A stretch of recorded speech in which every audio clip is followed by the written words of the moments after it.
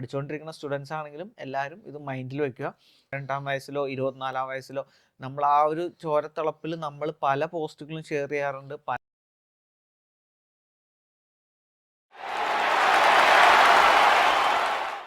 Hi friends, അബീസിക്കയുടെ പുതിയ വീഡിയോയിലോട്ട് എല്ലാവർക്കും സ്വാഗതം. നമുക്കറിയാം USA എല്ലാ മലയാളികളുടെയും ഒരു ഡ്രീം ഡെസ്റ്റിനേഷനാണ് USA പോകുക എന്നുള്ളത്. കാര്യം നമുക്കറിയാം USA വിസ കിട്ടാനും അത്യാവശ്യം നല്ല പാടാണെന്നില്ലേ. നമുക്ക് ഇന്ത്യയിൽ നിൽക്കാൻ US വിസ അപ്പോയിൻമെൻറ്റ് അതല്ലെങ്കിൽ എംബസി അപ്പോയിൻമെൻറ്റ് കിട്ടാൻ ഏകദേശം നമുക്ക് 1 ഇയർ എടുക്കുന്ന സമയത്ത് നമുക്ക് UK കാര്യങ്ങൾ എങ്ങനെയാണെന്നൊന്ന് മനസ്സിലാക്കാം. ഓക്കെ, അപ്പം ഇന്ന് നമ്മുടെ ഒപ്പം എൻ്റെ ഫ്രണ്ട് ഉണ്ട്. അപ്പം നമുക്ക് ജസ്റ്റ് പരിചയപ്പെട്ടിട്ട് നമുക്ക് വീഡിയോയിലോട്ട് പോകാം. ഹലോ, എൻ്റെ പേര് ഷിഹാജ്. ഞാൻ UK ഒരു റീറ്റെയിൽ കമ്പനിയിൽ ടെക്നിക്കൽ ഡെലിവറി മാനേജറായിട്ട് വർക്ക് ചെയ്യുന്നു. ഞാൻ എൻ്റെ വർക്കിൻ്റെ ഭാഗമായിട്ടാണ് US വിസ അപ്ലൈ ചെയ്തത്. സോ അതിൻ്റെ എക്സ്പീരിയൻസ് ആണ് ഞാൻ ഇന്ന് അബീസ് UK ആയിട്ട് ഷെയർ ചെയ്യുന്നത്. ശരിക്കും നമ്മുടെ UK നമ്മൾ ഇപ്പം നമ്മുടെ നാട്ടിലെ ഏറ്റവും ഡിഫിക്കൽട്ടി എന്ന് പറഞ്ഞാൽ ഒരു അപ്പോയിൻമെൻറ്റ് കിട്ടാനാണ്. അതേസമയം UK എത്ര നാളുകൊണ്ടാണ് അപ്പോയിൻമെൻറ്റ് കിട്ടിയത്? UK ഇതേപോലെ സെയിം അപ്പോയിൻമെൻറ്റ് ഡിഫിക്കൽട്ടി ഉണ്ടായിരുന്നു. ഞാൻ മാർച്ചിൽ വിസയ്ക്ക് അപ്ലൈ ചെയ്യുമ്പോൾ എനിക്ക് ഫസ്റ്റ് കിട്ടിയ അപ്പോയിൻമെൻറ്റ് 6 monthsന് ശേഷമായിരുന്നു. അപ്പം എല്ലാവരും ഭയങ്കര കൺസേൺഡ് ആയിരുന്നു. കാരണം ഞാൻ വർക്ക് ചെയ്തുകൊണ്ടിരുന്ന പ്രോജക്റ്റ് 6 monthsനുള്ളിൽ തീരും. അപ്പം നമുക്ക് ആ സമയത്തിനുള്ളിൽ അപ്പോയിൻമെൻറ്റ് കിട്ടുമോ? കാരണം നമുക്ക് അതിനുള്ളിൽ മൾട്ടിപ്പിൾ ട്രാവൽസ് നമ്മൾ പ്ലാൻ ചെയ്തിട്ടുണ്ടായിരുന്നു. പക്ഷേ ഞാൻ ആദ്യം കിട്ടിയ 6 months കഴിഞ്ഞുള്ള അപ്പോയിൻമെൻറ്റ് തന്നെ ഞാൻ ബുക്ക് ചെയ്തു. പക്ഷെ പിറ്റേ ദിവസം ഞാൻ രാവിലെ ഏതാണ്ട് 10 o'clock ആകുമ്പോൾ വെബ്സൈറ്റിൽ കയറി നോക്കിയപ്പോൾ ക്യാൻസൽഡ് അപ്പോയിൻമെൻറ്റ്സ് വന്നു. അപ്പോൾ എനിക്ക് പിന്നെ മാർച്ച് 15th അനുബന്ധിച്ചാണ് ഞാൻ അപ്പോയിൻമെൻറ്റ് ആദ്യമായിട്ട് നോക്കി തുടങ്ങിയത്. അപ്പോൾ എനിക്ക് April 10th ഒരു അപ്പോയിൻമെൻറ്റ് കിട്ടി. അത് കഴിഞ്ഞ് വീണ്ടും ഞാൻ അടുത്ത ദിവസം നോക്കിയപ്പം മാർച്ച് 31st അപ്പോയിൻമെൻറ്റ് എനിക്ക് കിട്ടി. അപ്പോൾ ഞാൻ മാർച്ച് 31st ബുക്ക് ചെയ്തു. അപ്പോൾ അങ്ങനെ ഓരോ ദിവസം ക്യാൻസലേഷൻസ് അപ്ഡേറ്റ് ആവുന്നുണ്ട്. അപ്പോൾ അതിനനുസരിച്ച് നമ്മൾ എപ്പോഴും വെബ്സൈറ്റിൽ കയറി അവൈലബിലിറ്റി ഉണ്ടോ എന്ന് നോക്കിയിട്ട് നമുക്ക് റീബുക്ക് ചെയ്യാം. അപ്പോൾ നമ്മൾ ലാസ്റ്റ് വന്നപ്പോൾ എനിക്കൊരു 15 daysനുള്ളിൽ തന്നെ എനിക്ക് അപ്പോയിൻമെൻറ്റ് കിട്ടി. അപ്പോൾ നമ്മൾ ക്യാൻസലേഷൻസ് എപ്പോഴും വാച്ച് ചെയ്ത് കഴിഞ്ഞാൽ നമുക്ക് റീബുക്ക് ചെയ്യാൻ പറ്റും. ശരിക്കും നമുക്ക് ഈ അപ്പോയിൻമെൻറ്റ് കിട്ടിയാൽ തന്നെ എല്ലാവർക്കുടെയും ഒരു ഡിഫിക്കൽട്ടായിട്ടുള്ള ഒരു പേടിയുള്ള ഒരു സ്റ്റെപ്പാണ്. എന്തൊക്കെ ക്വസ്റ്റ്യൻസ് ആണ് ചോദിക്കുന്നത്. ഇവിടെ ആണെങ്കിലും നമ്മൾ UK ഒരു വിസ വെച്ചാലും അവർ ഒത്തിരി ക്വസ്റ്റ്യൻസ് നമ്മളോട് ചോദിക്കാറുണ്ട്. ആ ഒരു ഇൻ്റർവ്യൂ എങ്ങനെയായിരുന്നു, ആ വിസ ഇൻ്റർവ്യൂ? എന്നെ സംബന്ധിച്ച് പറയുകയാണെങ്കിൽ ഞാൻ ഒരുപാട് പേരുടെ എക്സ്പീരിയൻസിൽ കേട്ടിട്ടുണ്ട്. ഇൻ്റർവ്യൂ പ്രോസസ്സ് ഭയങ്കര പാടായിരുന്നു. ഒരുപാട് ക്വസ്റ്റ്യൻസ് അവർ ചോദിച്ചു, ഒരുപാട് ടൈം എടുത്തു എന്നൊക്കെ.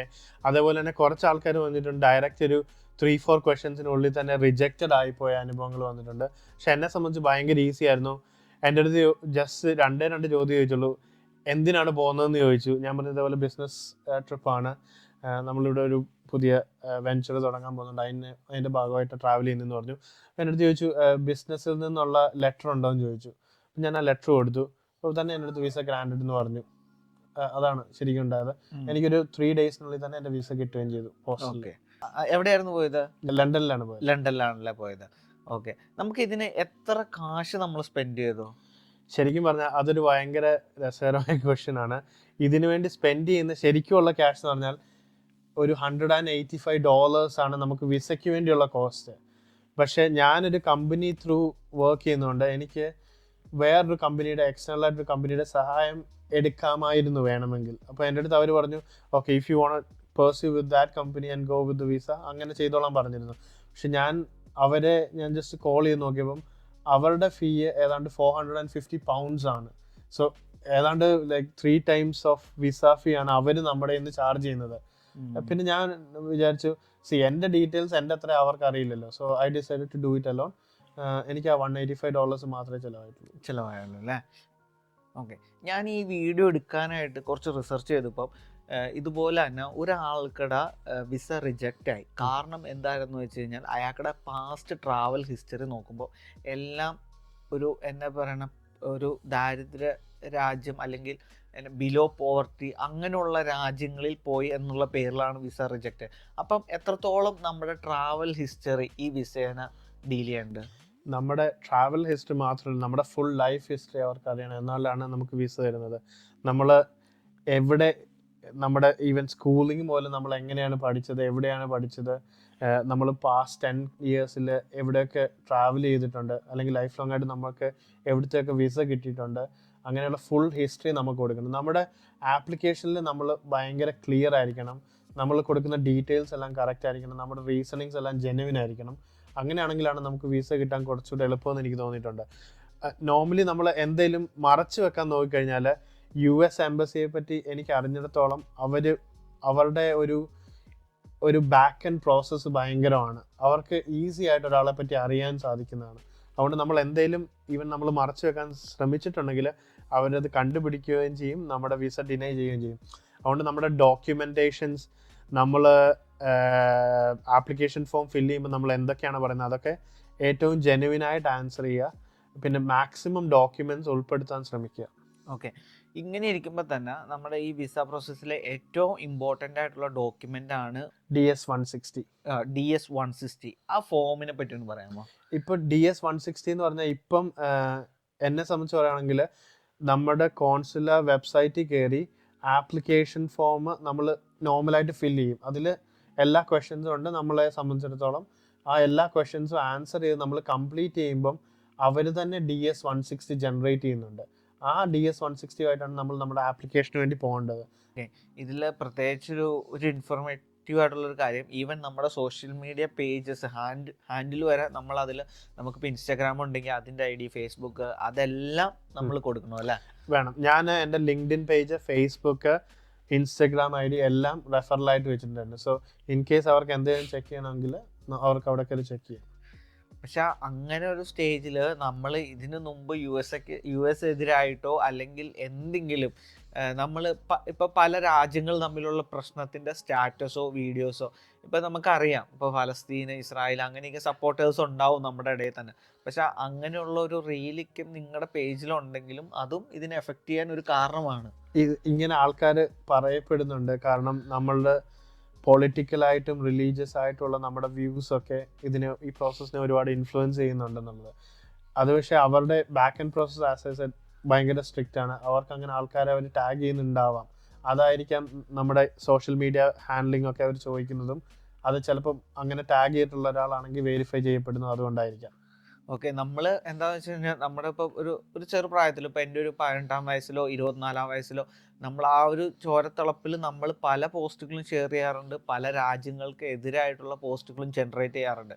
പക്ഷേ നമുക്കൊരു ഓപ്പർച്യൂണിറ്റി കിട്ടി നമ്മൾ USA പോകാൻ വേണ്ടി നിൽക്കുമ്പോഴായിരിക്കും അന്നിട്ട ഒരു റീലോ അല്ലെങ്കിൽ നമ്മൾ ഷെയർ ചെയ്ത ഒരു റീലോ നമുക്ക് വലിയൊരു കോടാലിയായിട്ട് നമ്മുടെ മുമ്പിൽ വന്ന് നിൽക്കണം. അപ്പം സൂക്ഷിക്കുക. പഠിച്ചുകൊണ്ടിരിക്കുന്ന സ്റ്റുഡൻസ് ആണെങ്കിലും എല്ലാവരും ഇത് മൈൻഡിൽ വയ്ക്കുക. നമ്മൾ ഇത്രയൊക്കെ പറഞ്ഞാലും ശരിക്കും പറഞ്ഞാൽ ലോകത്തിൽ തന്നെ ഏറ്റവും പവർഫുള്ളായിട്ടുള്ള പാസ്പോർട്ട് എന്ന് പറയുന്നത് എനിക്ക് തോന്നുന്നു സിംഗപ്പൂരാണല്ലേ?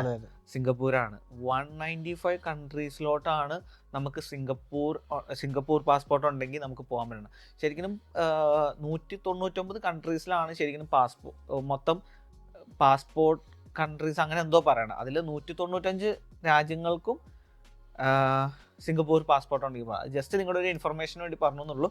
ഓക്കെ, ശരിക്കും ഇപ്പോൾ USA എത്ര തവണ പോയിട്ടുണ്ട്? ഞാനൊരു 7 to 8 times ട്രാവൽ ചെയ്തിട്ടുണ്ട് USA. അതെ. ശരിക്കും UK to USA എത്ര അവേഴ്സ് ആണുള്ളത്? കാര്യം എനിക്ക് ഇതിനെപ്പറ്റി സീറോ നോളജ് ആണ്. ഓക്കെ, USA എന്ന് പറഞ്ഞു കഴിഞ്ഞാൽ ഭയങ്കര വലുതാണ്. അപ്പം നമ്മൾ ഏത് എയർപോർട്ടാണ് ചൂസ് ചെയ്യുന്നത് അതിനനുസരിച്ച് ട്രാവൽ ലെങ്ത് കൂടും.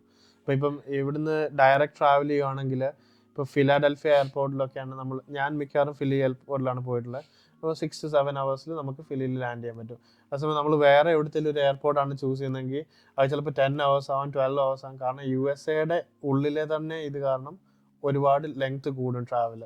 ഈവൻ ബിറ്റ്വീൻ ഏറ്റവും കൂടുതൽ എനിക്ക് തോന്നുന്നു ഫ്ലൈറ്റ്സ് ബിറ്റ്വീൻ കൺട്രീസ് ഓടുന്നത് USA ആയിരിക്കും. കാരണം അത്രയും വാസ്റ്റ് ആണ് കൺട്രി. ശരിക്കും USA എന്ന് പറയുമ്പം എല്ലാവരും പറയാറുള്ള ഒരു സംഭവം എന്ന് പറഞ്ഞാൽ USA സംതിങ് ലാർജ് എന്ന് പറയും.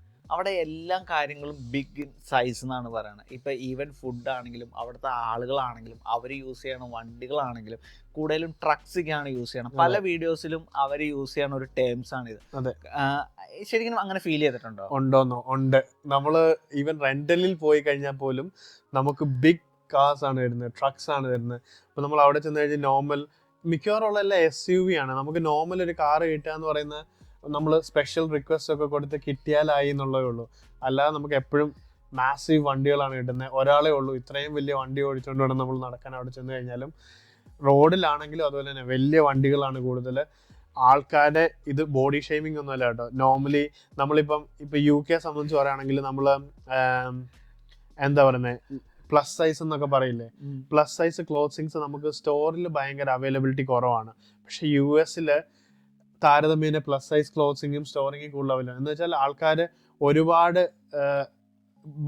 ഈ ശാരീരികമായിട്ട് ഒരുപാട് ടൈപ്സ് ഓഫ് ബോഡീസ് അവിടെ ഉണ്ടെന്നാണ് ഞാൻ പറയുന്നത്. മനസ്സിലായത്? ഇത് ബോഡി ഷേമിംഗ് ഒന്നും അല്ല കേട്ടോ.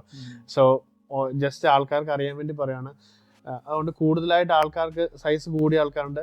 അത് അവരുടെ ഫുഡിന്റെ ഒരു കൾച്ചറിന്റെ രീതിയാണെന്ന് എനിക്ക് തോന്നുന്നു. കാരണം നമ്മൾ ഇപ്പൊ UK നമ്മൾ നോർമൽ റെസ്റ്റോറൻറ്റിൽ പോയി കഴിഞ്ഞാൽ നമ്മുടെ ഫുഡ് സൈസ് എന്ന് പറയുന്നത് അവരുടെ അവിടുത്തെ ഒരു ഇനീഷ്യൽ സ്റ്റാർട്ടറോ സൈഡോ ഒക്കെ ആകുന്നുള്ളൂ. ഇപ്പൊ നമുക്ക് ഇപ്പൊ ഞങ്ങള് ടീം എല്ലാം കൂടെ ഒരുമിച്ച് ഞങ്ങൾ കഴിക്കാൻ പോകുന്ന എക്സ്പീരിയൻസ് ഞാൻ ഇപ്പോൾ ഓർക്കാണ്. അപ്പോൾ നമ്മളവിടെ ചെല്ലുമ്പോൾ ചില ദിവസം ആൾക്കാർക്ക് നമുക്ക് കഴിക്കുന്നതിന് ഒരു പരിധി ഉണ്ടല്ലോ. നമ്മൾ ഇപ്പം ഇവിടെ ആണെങ്കിൽ ഒരു സൈഡ് ഓർഡർ ചെയ്യും, ഒരു സ്റ്റാർട്ടർ ഓർഡർ ചെയ്യും, ഒരു മെയിൻ കോഴ്സ് ഓർഡർ ചെയ്യും, ഒരു ഡെസേർട്ട് ഓർഡർ ചെയ്യും. UK ഈസിയാണ് അത് എല്ലാവർക്കും കഴിച്ച് തീർക്കാൻ വേണ്ടി. പക്ഷെ USA പോയി കഴിഞ്ഞാൽ നമുക്ക് നല്ല വിശപ്പുണ്ടെങ്കിൽ പോലും നമ്മളൊരു ഫുൾ മെയിൻ കോഴ്സ് കഴിച്ച് തീർക്കുന്നതെന്ന് പറഞ്ഞാൽ ഭയങ്കര ഡിഫിക്കൽട്ടാണ്. അതുകൊണ്ട് എൻ്റെ കൂട്ടത്തിലുള്ള ഒരുപാട് ആൾക്കാർ ജസ്റ്റ് സ്റ്റാർട്ടേഴ്സ് മാത്രം വാങ്ങിച്ച് ഒരു ഡെസേർട്ടും മേടിച്ച് കംപ്ലീറ്റ് ചെയ്യുന്നു. ഇപ്പം പോർഷൻസ് ഭയങ്കര വലുതാണ്. ഇപ്പം ക്രിസ്പ്സിൻ്റെ ഒക്കെ പൊട്ടറ്റോ ചിപ്സിൻ്റെ ഒക്കെ പോർഷൻ എടുത്തു കഴിഞ്ഞാൽ തന്നെ നമ്മുടെ ഇവിടെ 20-30 grams ഉള്ള ചെറിയ പാക്കറ്റ്സ് കിട്ടുമ്പോൾ അവിടെ 100-110 grams ഉള്ള പാക്കറ്റ് ഇടുന്നത്. KFC ആണെങ്കിലും McDonald's ആണെങ്കിലും എടുത്തു കഴിഞ്ഞാൽ ചിപ്സിന്റെ സൈസ് ഒക്കെ ആണെങ്കിലും ഭയങ്കര വലുതാ. എല്ലാം വലുതാണ്. ഡ്രിങ്ക്സ് എന്നൊക്കെ പറഞ്ഞു കഴിഞ്ഞാൽ 1 ലിറ്റർ ഡ്രിങ്ക് ഒക്കെയാണ് ഒരു വലിയ ഗ്ലാസ്സിൽ നമുക്ക് കിട്ടുന്നത്. അപ്പൊ നമുക്ക് UK ആയിട്ട് ഒരിക്കലും ഫുഡിന്റെ കാര്യത്തിലൊന്നും നമുക്ക് കമ്പയർ ചെയ്യാൻ പറ്റത്തില്ല. ഫുഡ് വെറൈറ്റീസ് ആണെങ്കിലും ഫുഡ് കൊടുക്കുന്ന രീതി ആണെങ്കിലും എല്ലാം കംപ്ലീറ്റ്ലി ഡിഫറെന്റ് ആണ്. പോർഷൻസ് എല്ലാം ഭയങ്കര വലുതാണ്. ശരിക്കും ഞാൻ പിന്നെ അവിടുത്തെ റോഡ്സിനെ പറ്റി പറയുമ്പോഴാണെങ്കിലും ഈവൻ 14 വരെയുള്ള റോഡ് ഉണ്ടെന്ന് പറഞ്ഞിട്ടുണ്ട്.